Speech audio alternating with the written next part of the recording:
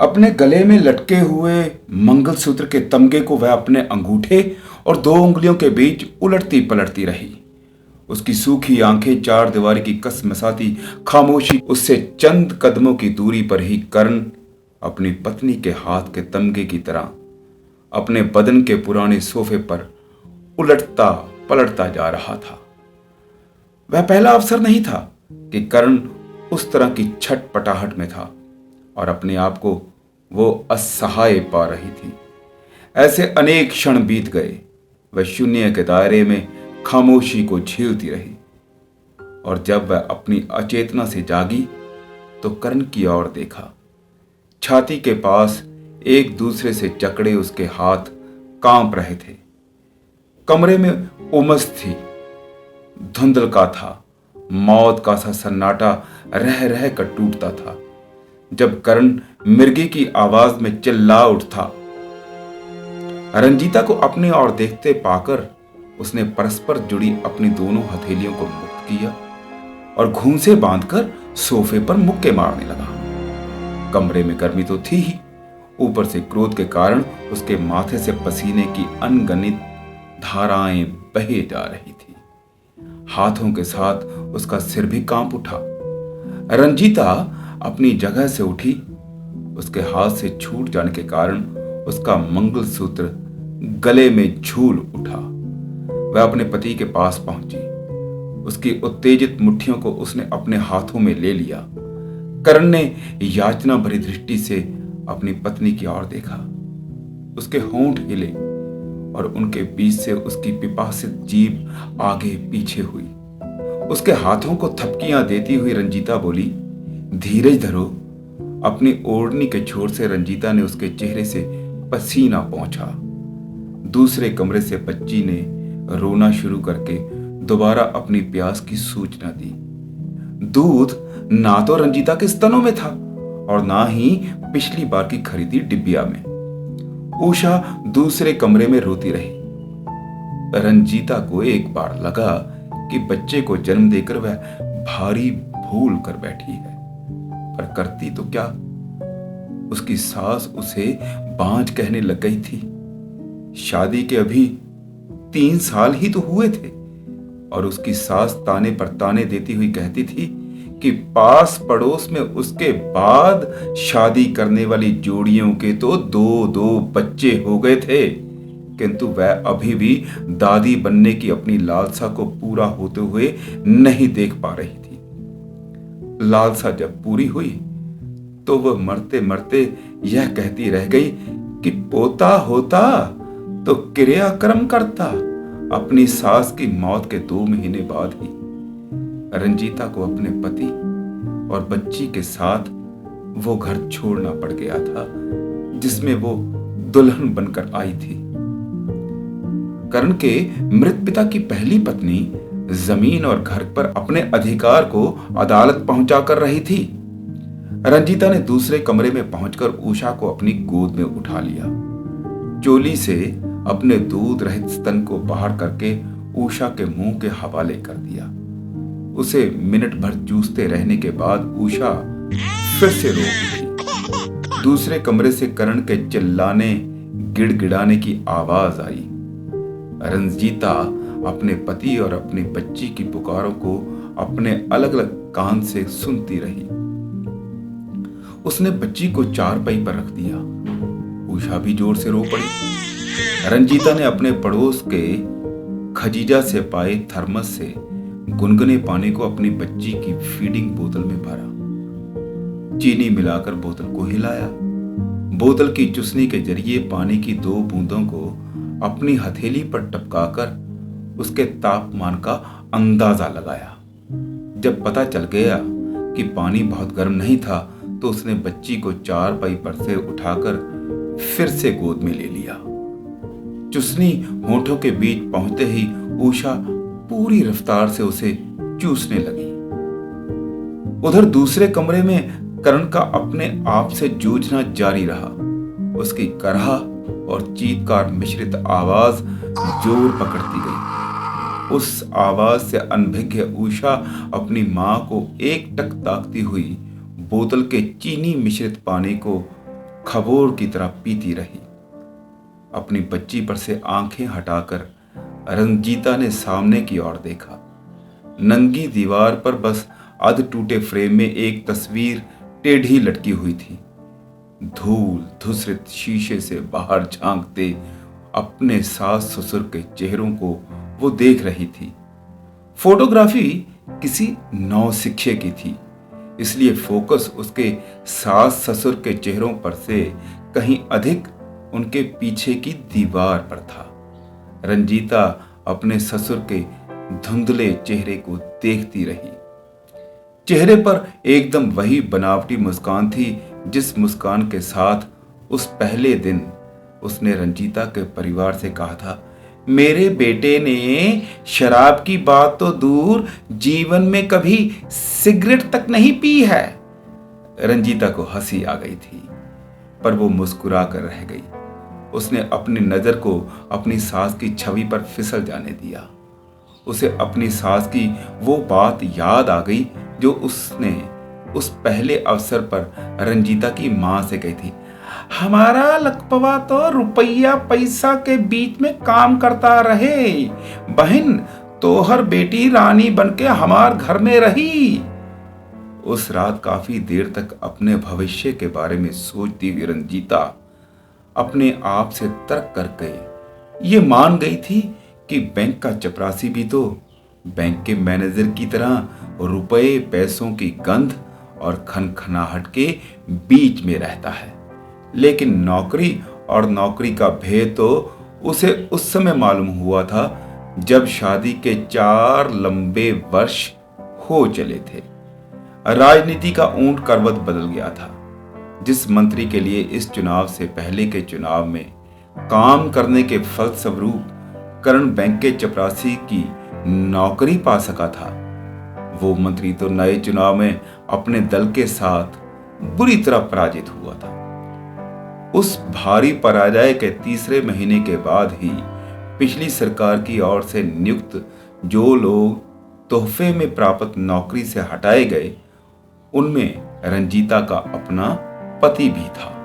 राजनीतिक पहुंच के बल पर पाई नौकरी से हाथ धोकर कभी सिगरेट और शराब ना पीने वाला करण शहर के अपने उन मित्रों में शामिल हो गया था जिन्हें जिंदगी की आखिरी जी लेने के लिए वो दूसरा बहाना था।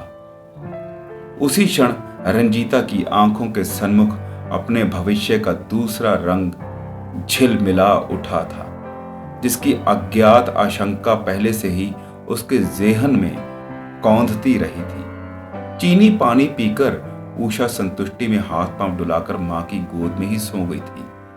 कुछ देर तक रंजीता उसे देखती रही। इधर उस दूसरे कमरे में करण की छटपटाहट क्रंदन का रूप ले चुकी थी।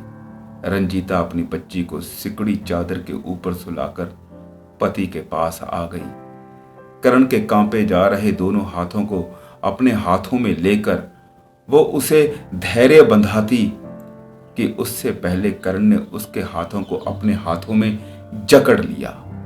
हाथों में ताकत के अभाव के बावजूद वो अपनी पत्नी के दोनों हाथों को जोर से दबाकर बोल उठा, एक बार फिर हमजा से फोन पर बात करके देखो। मैं 2 बार उससे बात कर चुकी हूं। एक बार फिर अपने हाथों को उस जकड़ से छुड़ाकर रंजीता दीवार तक पहुंची। फोन मिलाया। महज मिनट भर की बातों के बाद करण के पास लौट आई। क्या बोला? पैसे के बिना वो 1 ग्राम भी देने को तैयार नहीं। करण अपने दोनों हाथों के सहारे अपनी जगह से उठा। घर की छत को देखता हुआ कमरे की परिक्रमा करता रहा। जो लड़खड़ाहट उसकी आवाज में थी वो उसके कदमों में भी थी। आंखें सूखी और धसी हुई, बदन की हड्डियां मांसपेशियों से बाहर आ जाने की प्रक्रिया में थी। वो अपने सिर को दोनों हाथों से जकड़कर चिल्ला उठा और एकाएक गिड़गिड़ाने लगा। रंजीता ने उसे थामने की चेष्टा की। वो छिटककर दूर जा खड़ा हुआ, रोने लगा, ठीक उसी तरह जैसे कि उसकी बच्ची दूध पीने के लिए रो उठती थी। जब करण का दूसरी बार विथड्रोवल इलाज हुआ था तो उम्मीद बन गई थी कि वो अब नशीली दवाओं का गुलाम बनने से अपने आप को रोक लेगा। डॉक्टरों ने भी यही कहा था कि तीसरी बार के लिए भी डिसइंटॉक्सिकेशन की नौबत नहीं आनी चाहिए, वो जानलेवा हो सकता है। और जब रंजीता ने उससे कहा था कि कम से कम अब तो वो उस दोजख से लौट आए, तो जवाब मिला था कि जिंदगी आगे बढ़ने के लिए होती है, पीछे लौटने के लिए नहीं। रंजीता ने प्यार से कहा था, अच्छे रास्ते से मुड़ा नहीं जाता, लेकिन गलत रास्ते से लौट आना ही बुद्धिमानी होती है। पर करण के लिए तो ये सब बेकार की बातें थी। करण को तीसरी बार भी अस्पताल में दाखिल कराने की नौबत आकार ले रही थी। 15 दिनों तक उसे अस्पताल की चारपाई से बांध कर रखा गया था, क्योंकि दौरे इतना भयानक रूप ले चुके थे कि 3 महीनों तक उसकी रिहेबिलिटेशन इलाज के बाद जब रंजीता उसे घर लेकर लौटी, तो करण ने अपनी पत्नी के हाथों को अपने हाथों में लेकर वायदा किया था कि इस बार सचमुच मैं उस गलत रास्ते से हमेशा के लिए लौट रहा हूं। पर 3 महीने बाद ही वो जिस रास्ते से लौट आया था, उसी रास्ते को फिर लौट गया, क्योंकि जीवन को जीने की चाह से जिंदगी से भागने की प्रक्रिया कहीं अधिक बुलंद थी। रंजीता का हाथ फिर से अपने मंगलसूत्र पर जा टिका। अपनी बेटी को वो अपनी सूखी छाती देकर कुछ देर के लिए चुप तो करवा देती थी, किंतु पति को क्या देकर चुप करवाए, बस उसकी ओर देखती रही। तभी मिर्गी के जैसे स्वर में करण फिर चिल्ला उठा, देवा को फोन करो, देवा को, सुना नहीं? देवा को 3 बार फोन कर चुकी हूं, वो कुछ नहीं कर सकता। क्यों कुछ नहीं कर सकता? मैं उसके लिए सब कुछ कर सकता हूं, और वो मेरे लिए। उसे भुनभुनाता छोड़ रंजीता फोन के पास पहुंच गई। नंबर मिलाने के बाद लंबी घंटी जाती रही। फिर फोन का चोंगा उठाया गया। उधर से आवाज सुनकर वो बोली, मिशलीन, मैं हूं रंजीता। और हो ही कौन सकती है इतनी मधुर आवाज वाली? तुम हमेशा मेरी मदद करती रही हो। तुम तो मुझसे अधिक मेरी मुसीबत में काम आती रही हो। मुझे 200 रुपया चाहिए बच्चे के दूध के लिए। प्लीज व्यंग मत करो। मैं व्यंग नहीं कर रही। रंजू, तुम कब तक बच्ची के दूध के बहाने अपनी सहेलियों से करण के लिए जहर का बंदोबस्त करती रहोगी? उसका दुख देखा नहीं जाता। एक खुदगर्ज के दुख के लिए अपने को तबाह करना बंद करो। मैं शाम को आंतवान के हाथों उषा के लिए दूध की 2 डिब्बियां भेज रही हूं। मैं तुम्हें करण के ड्रग के लिए पैसे नहीं दे सकती। कुछ क्षणों तक सन्नाटा छाया रहा। वह अपने पति के पास लौट आई। वो चीत्कार कर उठा। बेबस पत्नी को देखकर करण अपने बदन को ऐंठने लगा। उसकी उस पीड़ा को ना देखकर रंजीता अपनी बच्ची के कमरे में आ गई। वो उषा के पैताने चारपाई पर लुढ़क गई। उसने दरवाजा बंद कर लिया था। उसे लगा कि कमरे में हौले हौले धुंधल का फैलता जा रहा है, और फिर पूरा कमरा अंधेरे में डूब गया। वो अंधेरा रंजीता को पसंद नहीं आया। उस घटाटोप से वह डर गई। उसमें उसे अपनी उषा दिखाई नहीं पड़ रही थी। उसने अपने पूरे शरीर में स्पंदन पाकर आंखें खोल दी। चारपाई पर देखा, उषा नींद में हंस रही थी। रंजीता को लगा उसकी सास की बात गलत थी कि नींद में बच्चे भगवान से बात करते हैं और हंसते हैं। नींद में बच्चे भगवान के साथ नहीं हंसते हैं, बल्कि अपने माँ बाप की बेबसी पर हंसते हैं। तभी दूसरे कमरे से कुर्सी से टकराने की आवाज आई। शीशे के फूलदान के चकनाचूर होने की झंझनाहट सुनाई पड़ी। रंजीता ने अपने को बीच कमरे में पाया। उसे वो कोई पिंजरा सा लगा, पर नहीं, वो पिंजरा होता तो भीतर रोशनी के साथ बाहर की ठंडी हवा उसके भीतर की उष्ण को मिटा जाती। वो तो कैद खाना भी नहीं था। कैद खाने की कोठरी इतनी विस्तृत नहीं हुआ करती। अगर वो सचमुच घर में थी तो उस घर में रंजीता अपनी खामोशी के भीतर चिल्ला उठी, ये घर है तो इसमें से बाहर निकलने का दरवाजा क्यों नहीं? ताजा हवा आने के लिए खिड़की क्यों नहीं? मिशलीन उससे बोली थी कि हर आदमी की अपनी अलग दुनिया होती है। तो क्या वह जहां थी वह उसकी अपनी दुनिया थी? इतना सीमित था वो संसार कि उसकी अपनी ही सांसें जगह ना पाकर उसी से टकरा रही थी। रंजीता अपने आप से पूछती गई, कौन हूं मैं? रंजीता पत्नी, मां, या महज एक साधन, एक उपकरण? मिशलीन तो उसके कॉलेज की दोस्त थी। रंजीता जहां थी वहीं रह गई, जबकि मिशलीन कुछ से कुछ बन गई थी। अब वो कॉलेज में फ्रेंच साहित्य की अध्यापिका थी और अभी उस दिन उसी अध्यापक के लहजे में बोल गई थी, हम सभी कमोडिटी से खुद कमोडिटी हैं। हे भगवान, मजहब, रिश्ते, संस्कृति, सब कुछ मन को बहलाने के छलावे ही तो हैं। फिर भी अपने पति के साथ वो गिरजा घर जाती थी। रंजीता से भी कहती थी कि वो भी पूजा पाठ में लगी रहे, छलावा मानकर भी। हाँ, आज दिन भर में कोई 10वीं बार रंजीता अपने गले में लटके मंगलसूत्र को अपने हाथ में लेकर उसके लॉकेट को निहारती रही। शादी से पहले वो हिंदी में रोमानी उपन्यास खूब पढ़ा करती थी। कई उपन्यासों में वह राखी और मंगलसूत्र के महत्व को पढ़ती आई थी। हिंदी फिल्मों में भी इन दो सूत्रों की उसने कम महिमा नहीं देखी थी। वो 10 वर्ष की रही होगी जब उसने पहली बार अपने बड़े भाई की कलाई में राखी बांधी थी। उससे पहले भी बांधी हो तो उसे याद नहीं। वो अपने एकमात्र भैया को 8वीं बार राखी बांध पाती कि उसका भाई लगभग महीने भर की बीमारी के बाद चल बसा था। जब उसने उस दूसरे सूत्र को अपने गले में पहली बार बंधते पाया तो मन ही मन भगवान से प्रार्थना की थी कि कम से कम इस सूत्र की हकदार तो वो जीवन के अंतिम क्षण तक बनी रहे। विवाह के 6 साल बाद अभी 7 दिन पहले जब उसने अपने पति को ब्राउन शुगर के लिए मछली की तरह छटपटाते हुए पाया तो मन में यह ख्याल पहली बार आया था, जो आज सुबह से लगातार उसके मन में खलबली सी मचाए हुए था। पहली बार तो मिशलीन ने उसे वैसा करने से रोक लिया था।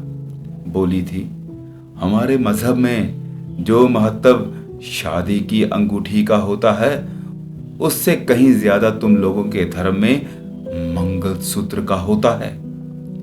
मिशलीन टेलीविजन की हर हिंदी फिल्म देखती थी। कई अवसरों पर तो अपने पति को उसके फुटबॉल मैच के सीधे प्रसारण को देखने से महरूम रख जाती थी। रंजीता को समझते देर नहीं लगी थी कि रक्षाबंधन के महत्व को मिशलीन ने हिंदी फिल्मों से ही जाना था। आज काफी झिझक के बाद जब रंजीता अपनी सहेली को फोन करने के लिए विवश हुई तो यही सोचकर कि एक बार फिर मिशलीन उसे वो अनर्थ करने से रोक लेगी, पर इस बार उसकी सहेली उसे पैसे देने के लिए तैयार ही नहीं हुई। दरवाजे पर जोरदार धक्का लगकर करण भीतर आ गिरा। रंजीता ने झपट कर उसे उठाया। गनीमत ही कोई चोट नहीं लगी थी। फर्श पर से उठते हुए करण फिर से वहीं लुढ़क गया। उसका सांवला चेहरा पीला पड़ चुका था। वो करा उठा, आज 2 दिन हो गए। वह आंखों में यातना लिए टुकर टुकर रंजीता को देखता रहा। रंजीता चुप रही थी। करण ने अपने कांपते हाथों से उसकी बाहों को पकड़ लिया। तुम बोली थी आज वो हर हालत में व्यवस्था कर दोगी। सुबह से हाथ पांव मार रही। 2 जगह मिलने की उम्मीद बंधी, पर दोनों ओर से हाथ में पैसा, दूसरे हाथ में माल देने की शर्त है। जिनके लिए मैं प्रबंध करता रहा वो भी मुकर गए। तुम मेरी घड़ी गिरवी रख कर ले आओ। कौन सी घड़ी? एक ही तो घड़ी थी मेरी, वो सेइको जो तुमने मुझे दी थी। उसे तो खुद हमजा के पास गिरवी छोड़ आए हो। घड़ी उसी के पास है तो फिर वो माल देने के लिए तैयार क्यों नहीं? एक बार तुम खुद माल ले आए थे, उसके बाद 2 बार संतोष को भेजकर मंगवाना पड़ा। 3 बार के बाद अब घड़ी उसकी हो गई है।